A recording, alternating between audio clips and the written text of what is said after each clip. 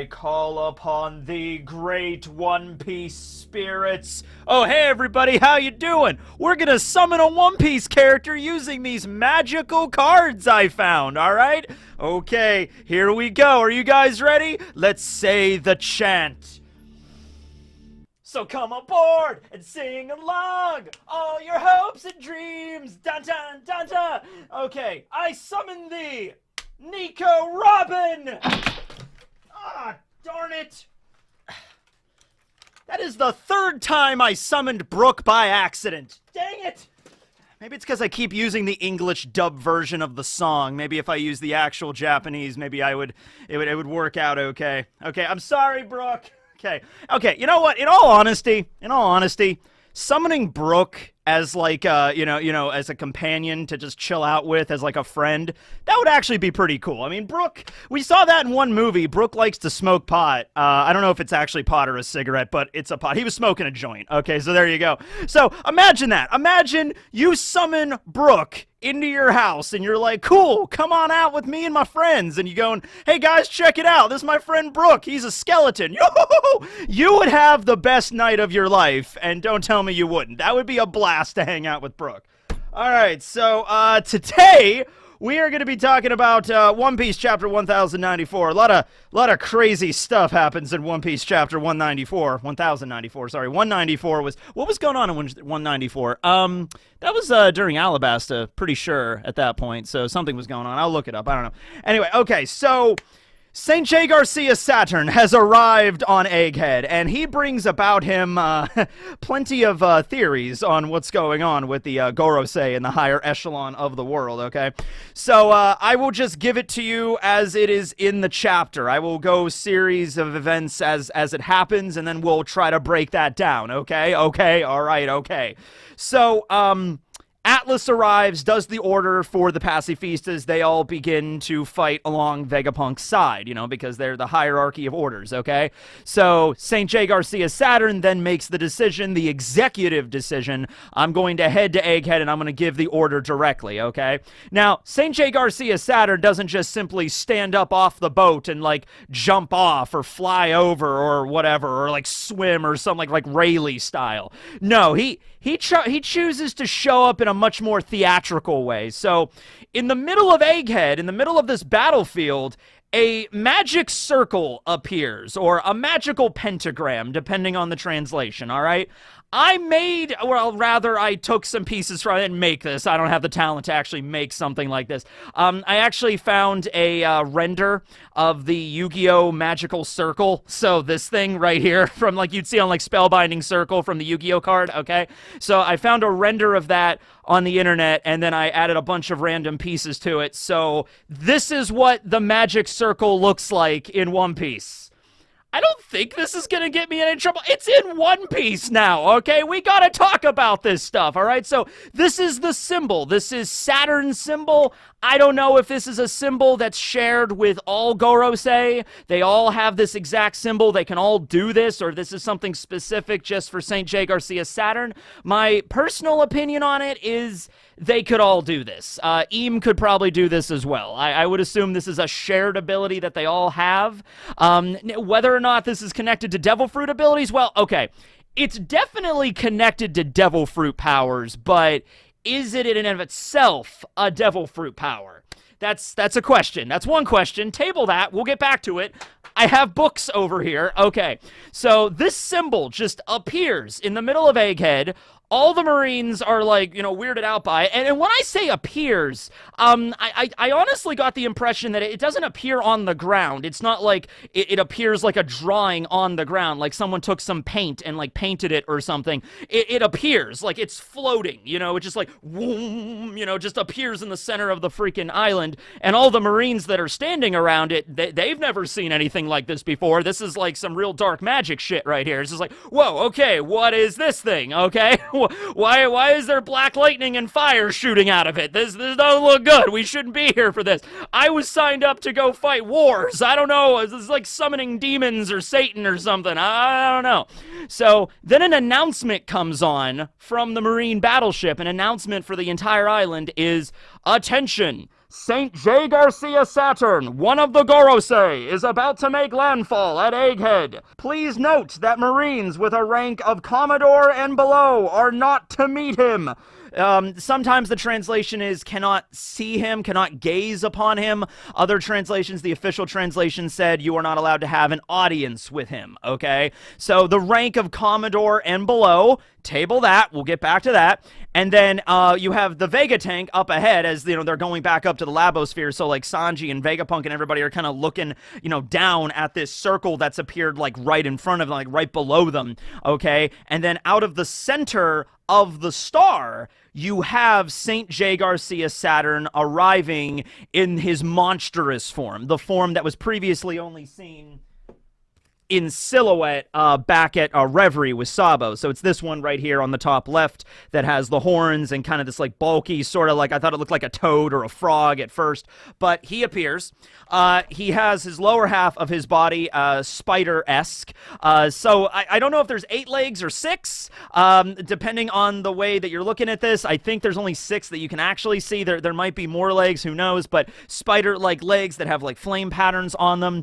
He has a long billowy beard. He still has his cane. He's got like claws protruding, like cat claws protruding out of his fingernails. He's got the horns, the large like devil horns or bull horns coming out of his head. His face looks a lot older. It looks more ancient is the best way for me to describe it, okay? Like the Gorosei were always old men, but if you look at an image of St. J. Garcia Saturn back when he was in his human form just hanging out, he looks like an old dude, maybe like in his like 60s or 70s maybe. But when he takes this form, there's a lot more definition, a lot more wrinkles in his face, and he just looks more withered, more ancient. Like, you could tell me that this man has lived 1,000 years now, and I could buy it, given his appearance, right? Okay? Still kind of wearing his suit, still kind of wearing the dapper suit and everything, and like I said, he still has the cane and all that kind of stuff. But he appears out of the pentagram, out of the little magic circle there. And one of the Marines did not apparently get the memo, or was just really curious, or whatever, and just looks straight at the form that just emerged, and then you see a glow from Saturn's eye, and then the Marine's head just explodes. Just boom, just explodes. There's another Marine that sees that and like, oh my god, you know, and doesn't say anything, or you know, it's like, she's like, you are not allowed to see me, and it's like nothing like that. He just glares at him and his head blows off. Just boom, just okay, gone forever, dead. Okay, and then at that point, you have Kizaru firing a laser at the tank, which causes the tank to fall off the Milky Road, fall down and crash. You know, Luffy and Kizaru have a little scuffle there. Luffy punches Kizaru in the face. They both get knocked down. So they're in the surrounding area right now. Like, in the next chapter, they'll get back up, I assume.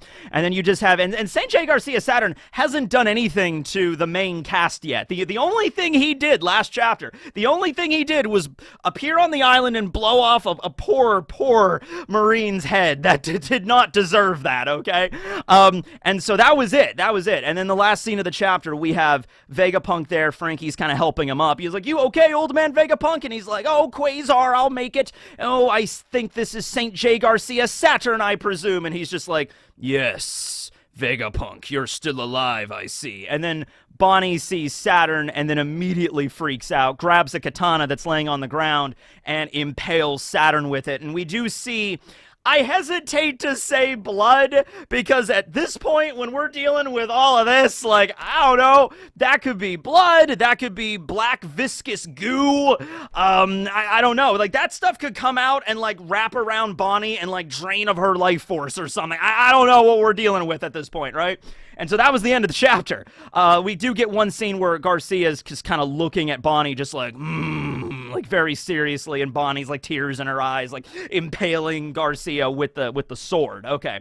All right. So initially, a lot of people were comparing St. J. Garcia Saturn's form to the Ushi Oni, or the Tsuchigumo, okay? A lot of different yokai that exist in Japanese lore.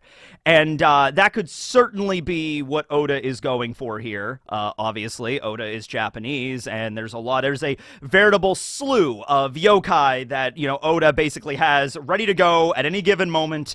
There's a bunch of depictions of them in the Bakemono no E, which is a scroll from the Edo period. period. So you just go look through that. We kind of peruse that in the live stream we did yesterday. If you want to go check that out, the chapter 1094 spoiler stream, we kind of look through the entire scroll, the different kinds of yokai that could be there. But here's the thing. Don't immediately assume it's based off of a yokai. It could be. It very well could be, because there's a lot of yokai that have like the bottom halves of spiders, but there's also a lot of demons and devils and supernatural beings in general that have spider-esque features or insect-esque features. This could probably be for a number of different reasons. I think number one is just spiders. I think a lot of people are just scared of them.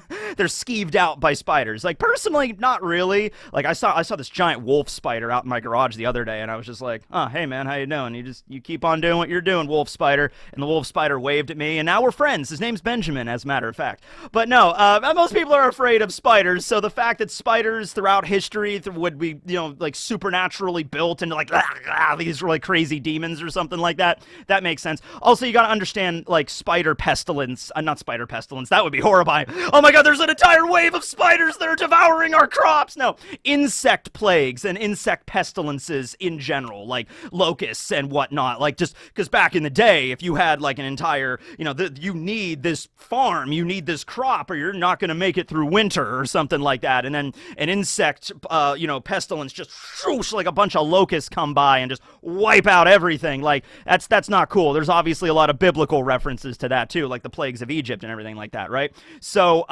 that makes a lot of sense why, insects would often be taken as like, okay, they're filthy and they ruin crops and everything like that, like Beelzebub, Lord of the Flies, that's another reference, okay? So a lot of people have mentioned, he's like, well, St. J. Garcia Saturn, yeah, he definitely resembles like an Ushioni or a Tsuchigumo, like these spider yokai in Japanese lore. He also has resemblances to some other demons and devils that are not Japanese. So there's one, Horatio, a fan of mine, messaged me and gave me a link to a particular demon that was featured in the Lesser Key of Solomon. I'm not going to go way into what that is. It's a grimoire. It's a book on sorcery and magic spells, how to summon demons. There's I think 72 demons in the Lesser Key of Solomon, and there's like a bunch of, each demon has like their own sigil and their symbol, and there's like instructions on how to summon them. So not really my area of expertise personally, but that does exist. I've heard of it before anyway. I think the grimoire itself was compiled in like the 18th or 17th century, but it takes there's aspects of it, like parts of the book that have been around for a lot longer than that. So anyway, yeah, there's a demon in there though, that's Baal or Baal, sometimes spelled B-A-A-L or B-A, apostrophe E-L. Now, not the same one you're probably thinking of. We're going to get into the book here, the first book.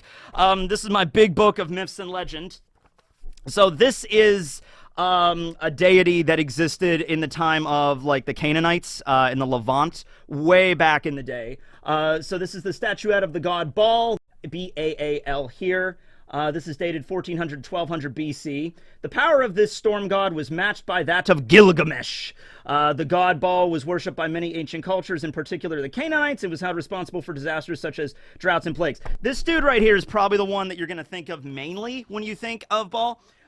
But there's another demon that shares a very similar name, and this is the one we're referring to. So when you look at this demon right here, you could definitely see more similarities with St. J. Garcia Saturn's form, okay? Also the fact that this demon had attachments to sciences and love, all right? And St. J. Garcia Saturn is the warrior god, or the godhead of defensive science. So in this interpretation of the demon, insect spider-esque legs as a bottom half, also has like the face of a king and also a toad and things, and like a cat, but it's also like a shapeshifter in general. Like you can kind of see it like shifting its form. It's like now it's a frog, now it's a zebra, now it's a monkey, you know what I mean? Like it does that kind of stuff. The main face though is the face of a weathered king that talks in this very hoarse kind of voice, it's like that's how it's always been spoken about what this thing is and what it does, okay? All right, and it's featured in Lesser Key of Solomon. This is a weird video. But, so, you look at this thing, and then you look at Garcia, and you're like, okay, you can definitely see comparisons here. You know what I mean? To the point where, and also you see, the pentagram on the ground, right? Okay, and I'm like, all right, where are we going with this, Oda? Okay, I'm starting to wonder, did Oda do research in reading the Lesser Key of Solomon? Because in that book, you have all the different sigils and stuff like that. There's different seals to summon different demons and things, and we see a seal in the last chapter that has the pentagram, has the five-pointed star, and has the fives written around it. There's also a bunch of glyphs in the circle, but you can't really make it out like what they are. I'm sure that Oda, maybe there is a purpose to them. Maybe Oda's going to explain what they mean or not. Not really sure. But the point is, and bringing it back here to One Piece, we just had Wano, right? And I loved Wano. And a big aspect of Wano was, characters and enemies that were very yokai-esque, because Wano was based off of Japan, all right? Specifically, the Tokugawa shogunate, Edo period Japan, okay? So that's kind of what Oda was going for with there. And we had a lot of characters that weren't straight up yokai, but resembled yokai. Like Black Maria, in a sense, resembled a yokai with her lower spider half. And then she had a staff that was a Wan Yudo, which was a yokai. Now, they weren't really yokai. Her staff was a smile user that had the pug power. So it was a pug that, was like on a wheel, and that's the Wan Yudo, okay? So my point is this. We just had a giant arc in One Piece based off of a lot of myths and legends of ancient Japan and Edo period Japan, more recent, okay? But suffice to say, Wano was the arc where a lot of folklore and myth from Japan was focused on, was put into, okay? So now we're moving from Wano to Egghead, which is the future island, okay? And now we're getting introduced to the Gorosei, the main, probably like the final villains of this story, the Gorosei and Eam, of course. We got Blackbeard, we got some other characters, but it really seems like, the Gorosei and Eam are going to be like the final opponents here. They're the heads of the government, okay? So we're now getting introduced to them. Would it work? I mean, I guess it would work, but it's like whole arc about like yokai and characters that look like yokai, and now here are the Gorosei. Hold on to your hats, kids. They're also yokai.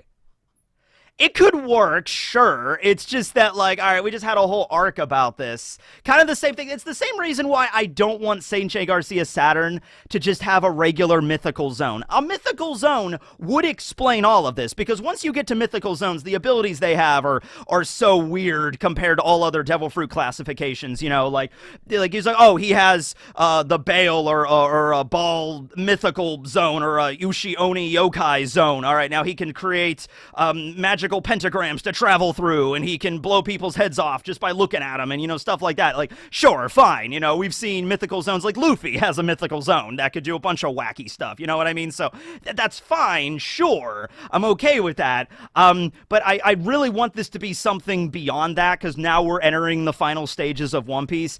It would be really trippy, and it would be really wild for Saint Garcia Saturn to just be like, I am beyond devil fruit powers. This is not the ability of a devil fruit. This is the ability that spawned the devil fruits. Like, dude, you know what? I was thinking, because I mentioned this in the review. Sanji and Frankie are right there. So we're going to have to test, how durable Saturn is, as it were, right? You got Sanji and Frankie, two really big bruisers on the Straw Hat crew. So, if Garcia is going to attack Bonnie, which he most likely is going to do at the beginning of the next chapter, Bonnie's stabbing him. So he's going to either, maybe that viscous substance, maybe it is blood, maybe it isn't, maybe that'll attack Bonnie, or he'll just reach down and grab Bonnie and like try to crush her or throw her away or something like that. And of course, that's when Sanji's going to show up, like, hell no, and Saturn's like, yes, indeed, hell no. It's like, stop it. And then like Sanji kicks him upside the head, and Frankie busts out the radical beam. We're going to see that, and it's probably not going to work. It's just he's going to heal, or just like, whatever, not a big deal, okay? What if this happens next? This would be wild. What if Sanji and Frankie are looking at him, and they're like, okay, our physical attacks did nothing to him. I even added hockey on my kicks and used Ifrit Jambe, and I have the Germa science and all that. It didn't do anything to him. And Frankie's like, yeah, I pumped him full of lasers, and that didn't do anything either. It's like, okay, well, we know he's a devil fruit user, right? And like, there's no reason why they would think he's not a devil fruit user. He's clearly, from Sanji and Frankie's perspective, this is a devil fruit user, 100%, right? It's like, well, he's clearly a devil fruit user. I've never seen a devil fruit like that before. Yeah, well, we've never really seen somebody like Luffy either. It's like, yeah, okay, that's fair. All right, so what if Frankie and Sanji work together to knock St. J. Garcia Saturn into the ocean? Because I think they're relatively close to the water. So what if they're like, okay, he can't, we keep hitting him physically, it's not doing anything, we got to knock him into the ocean. And what if they actually manage to do that? What if they manage to actually hit him hard enough to just knock him into the ocean, just splashes in, and it's just like, we did it! And then he just gets right back out. And he's just like, I am not affected by these paltry devil fruit weaknesses. And just like, oh, shit! That's not good at all. Okay. So that's why I want this to be something bigger and more, you know, like a next level kind of thing. You know what I mean? And I think the perfect way to do that would be for Oda to take references from, like, if we're going like demons with it, you know, like stuff from, you know, the Lesser Key of Solomon, or like Judeo-Christian myths and stuff from back in the day, like going biblical with it. You know what I mean? Like way back when. And we're just like, okay, we're dredging up like actual like devils now. Not even really demons. I mean, yeah, demons, but like devils and stuff. Like Satan. Like he might just be straight up Satan. You know what I mean? Like, sure. It's like Astaroth, or you know, what's the other one? Not Astaroth. There's Mephistopheles, but there's another one. There's he's in D&D, actually. I think he's the ruler of the lowest level of hell, of the 9 hells in D&D. Is it Astaroth? I know it starts with an A, or is there another one? Asmodeus. That was it. Asmodeus. I knew it started with an A. So we got Astaroth, Asmodeus, Satan, Lucifer. You know, and I know Lucifer was, you know, cast out angel and stuff. But my point is, Oda takes, like, references from everything and throws it into One Piece, okay? Now, with this stuff, I'm not really sure, but we're already doing, like, you know, pentagrams and 5-pointed stars and, like, demons emerging out of, like, this bubbling goo out of them, all right? So we're kind of already doing that.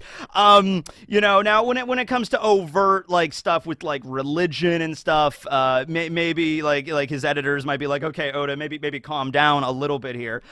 There's certainly a limit where it's just like you cross a threshold and it's just like, okay, we can't put this in the magazine. This is going a little bit too far with it.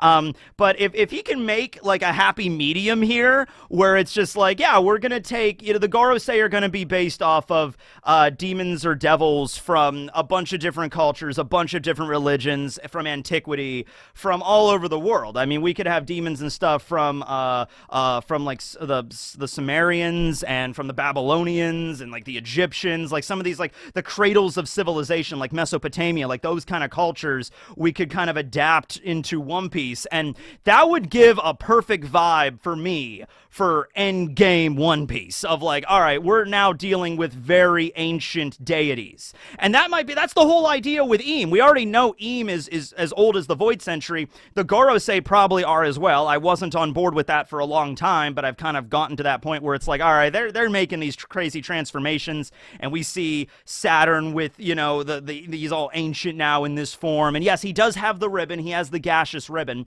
So if they want to go mythical zones with it, sure. But like mythical zone from like a Sumerian deity from like, you know, way back in the day, like 2000 BC, or even further back than that. Egypt became a unified a unified, not empire, but kingdom, I guess, you know, North and South, Lower and Upper Egypt around the year 3100 BC. And I think Sumer was already kind of up and running by that time. So it's like, we're going way back. All right. You know, so like to the very beginning. So if you just want to keep it like, oh yes, he's the Baal mythical zone or something. And you can also look at it, and I mentioned this in the review, as the antithesis, as the opposite to Luffy's Nika sun god fruit, okay, where that might be a being that there is you know, like Joy Boy, that is an African deity, I believe, and I think there is another deity, well, the Nika, there's a thing called the Nika riots that happened, but that's like later on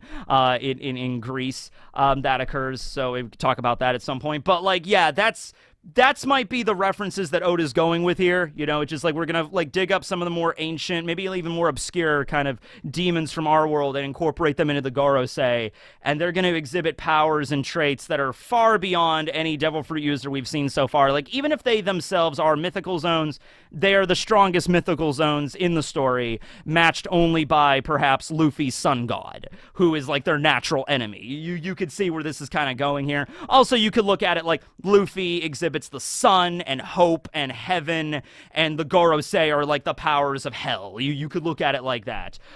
Sure, yeah. I don't know if Oda's gonna go super, super crazy with the lore and everything like that. He might have just based the appearances off of these demons from this book, and, you know, just might have just kept it with that, and it's like, there's gonna be other things I'm gonna add in later. Now, Saturn having the power to just blow off, you know, people's heads. I guess if it's One Piece, you could just say hockey. You could just say he's putting out a tremendous amount of hockey, stronger than anything you've seen before. And yeah, he could just blow your head off if he doesn't want you looking at him, okay? The order was Commodore and below. Some translations were below Commodore. A Commodore and below makes more sense to me because after Commodore, you get into the Admiral class. You go Rear Admiral, then Vice Admiral, then Fleet Admiral, okay? And we know for a fact that Admirals can meet with the Gorosei. We saw Fleet Admiral Sakazuki meeting with the Gorosei before. Kizaru obviously met with St. J. And we saw Vice Admirals like Doberman having an audience and mentioning and talking to Gorosei. Okay, so we know that's okay. We haven't really seen a lot of Rear Admirals in the story in general. But hey, Hina is safe. Hina is a Rear Admiral, so she could have an audience with the Gorosei and not get her head kablooied. That would be nice. But anything lower than that, Commodore or below, which is still a fairly high rank. You know, Smoker was a Commodore for a while, so I guess Smoker could have an audience with the Gorosei at some point. But yeah, they take that no audience pretty seriously. It's just like, you cannot have an audience with the Gorosei if you are a Commodore or below. It's just like, oh, well, I'm just a lieutenant. Boom! It's just like heads blown off, like, no entry. It's just like, okay, crap, damn, all right, you guys don't play around here, do you?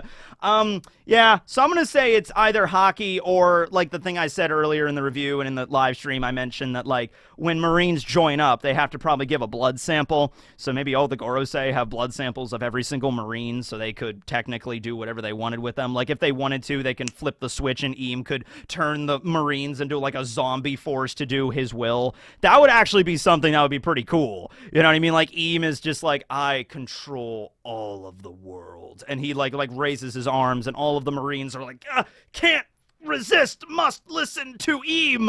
That would actually be, like, if there ever is a Marine uprising, if Akainu ever is just like, I've had enough of this shit, you know, and decides to quit, then Eam just raises up his arm, his hand, and just like, whoom. And then Akainu's like, what? I can't control, you know, like, that would actually be really terrifying. Like, Eam is so far above all of this stuff, you know what I mean? Now, that's the reason why Eam would fear you know, something like the Revolutionary Army, people that, you know, cannot be directly controlled by them, you know. But when it comes to the Marines and the Cypher Pole and agents of the world government and everything like that, and the God's Knights and the Gorosei, Eam might be able to just, like, manipulate them like a puppet, you know, if it gets to that point, you know. It's like, for the most part, just leave them on autopilot, who cares? But, like, if shit's really hitting the fan and Eam's domain is beginning to be threatened, then it's like, okay, now I'm flipping the switch and just controlling everybody like a zombie. Okay, could be. All right, so that'll be that. Oh yeah, we are starting the last installment of Animal Facts. That's right. Don't have an intro for it yet, but we're gonna be doing Zebra Facts. Zebra facts. I'm so glad this is almost done. We're on Zebra Facts. Okay, today on Zebra Facts, this is what a zebra looks like. All right, good night, everybody. Later. See ya.